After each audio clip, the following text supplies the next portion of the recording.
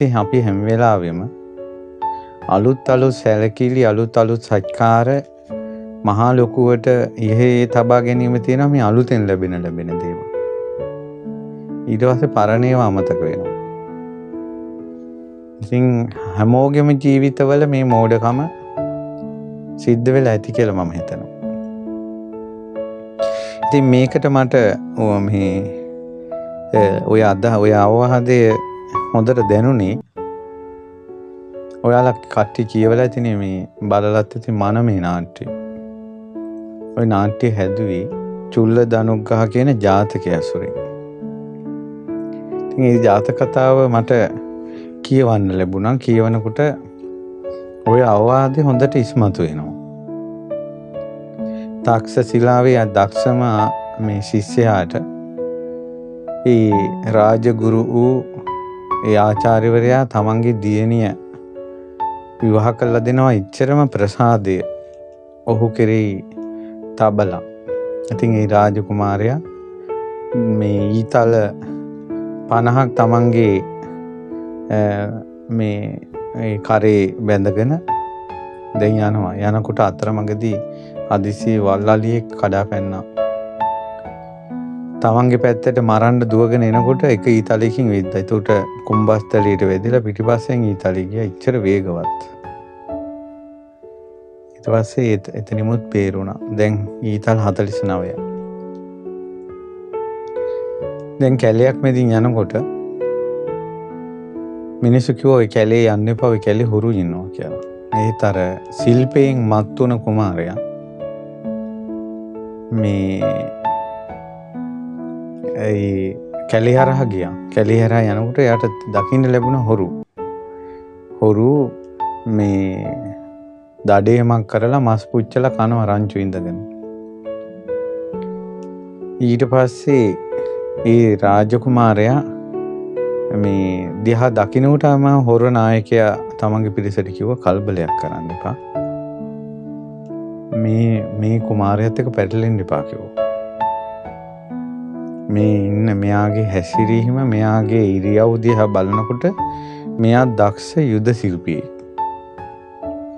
අපිට තනියෙන් මොහු එක සටන් කරන්න බෑ. ඒ නිසා අපි අපේ පාඩුවේ ඉමු කියලා දැක්කේ නෑ වගේ හිටියේ. මෙයාලා ගොඩක් දුර ගමන ඇවිල්ලා මේ දනුද්දර කුමාරයයි ඒ කුමාරියයි බඩගිනි. ඊට පස්සේ කුමාරිය යවුවා මස් ටිකක් අරන් එන්න කියලා. ඊට පස්සේ ඒ අය දුන්නේ මේ කුමාරියට අමු මස්. එතකොට ඒ අය පුච්චල මස් කාලා අපිට අමු මස් දුන්න එක කරපු අව탁සේරුවක් කියලා උන අහංකාරකම ආව කුමාරයාට. ගිහිල්ලා වචනේ පැටලෙවුණා. උඹලයි අපිට මෙහෙම කළේ කියලා. එතකොට මේ මසුත් දීලා කට ගහගෙනත් එනවා මෙතන කියලා කට්ටිය ඇවිස්සුණා. ඇවිස්සලා යුද්ධෙට එනකොට මෙහා ළඟට එක්කෙනෙකුටවත් එන්න දෙන්න ඊතලින් විදිනවා. හොර කණ්ඩායමේ හිටියා 50ක්. ඊතල් 49යි. 49 දෙනාම මැරුණා. මහ වැද්දා ඉතුරු වුණා. ඊට පස්සේ ඒ දෙන්න අතින් පයින් සටන් කරලා ඒ වැද්දාගේ අතෙන් කරකොල බිම දාලා පාගලා දන ගහගෙන ඉන්න විදිහට දැන් එක අතක් එළියේ වැද්දාගේ අනිත් අත කරෙන් හිර කළා. ඊට පස්සේ දැන් වැද්දාගේ අත මේ පැත්තේ කුමාරයාගේ දකුණු අතෙන් බෙල්ල හිර කළා. කුමාරයාගේ නිදහස් අත මේක. කුමාරිකාව ඉස්සරහා බලාගෙන ඉන්න. ඊට පස්සේ කිව්වා සොඳුරි ඉක්මනට කඩුව දිහා මේක ඉවර කරන්න කියලා. එතකොට කුමාරිකාව ගාව තමයි කඩුව තිබ්බේ. ඒ කුමාරිකාව කඩුව මෙහෙම දුන්නේ වැද්දාගේ නිදහස් අතපැත්තට මේ කඩුව අහුවෙන්නත් කඩුව වහලා තියෙන කොපුව කුමාරයාට අහුවෙන්න. මොකද මේ වැද්දාගේ කඩවසම් බවට ආස හිතුණා. අන්න දුටු ගමන් දෙමව්පියන් ආදරයෙන් සෙනෙහසින් විවාහ කරලා දුන්න ස්වාමියාත් එක්ක මෙතෙක් දුර ඇවිල්ලා ඒ වෙලාවෙම දුටු වැද්දා ගැන සෙනෙහස ඇති කරගත්තා බැඳීම. ඊට පස්සේ අර වැද්දාගේ නිදහස අතින් වැද්ද එකපාරම කඩුව ඇදලා අරන් අනිත් පැත්තෙන් යන්න පිටිපස්සට. කුමාරයාට අහුනේ කොපුව කරගන්න දෙයක් නැහැ. කුමාරයා ඉවරයි. ඊට පස්සේ එකපාරම අර මේ කුමාරිකාව ඇවිල්ලා මෙයාව වැළඳ ගත්තා. මම මේ හැම දෙයක්ම කළේ ඔයාට ආදරෙට කියලා. ඊට පස්සේ දැන් අරයත් අක්කු මුක්කු වුණා. ඉතින් කමන්නේ අපි යන් කියලා ඔන්න දෙන්න ආදර බස් දොඩවගෙන යන ගමන් කවුද යා කින්ද මන්ද කියලා විස්තර අහනකොට මෙයා කිව්වා අපේ පියාණන් මෙයා දක්ෂම ශිෂ්‍යයා නිසා මාව විවාහ කරලා දුන්නා. අපි මේ මොහුගේ රාජ්‍යයට යන ගමන් නමුත් එහෙම කෙනෙක් වුණත් මට ඔබ දැක්ක ගමන් ඔබ ගැන සෙනෙහස ඇති වුණා කියලා කියනකොට වැද්දා කල්පනා කළා මේ අද මේකේ ඒකට කරපු දේ හෙට මට කරන්න බැරිද? ඒ කියන්නේ අද කාලේ කොල්ලෙකුට හිතෙන්නේ නැති සංකල්පනාවක් ඒ කාලේ වැද්දට හිතුණා. එතකොට මේකේ ඊයේ කරපු දේ රාජකුමාරයාට අද කරපු දේ කියන්නේ තව කෙනෙක් දැකලා මෙයාව මරපු එක හෙට මට වැඩිය කඩවසන් කෙනෙක් දැක්කොත් එහෙම මාව මරන්න බැරිද මේකිට?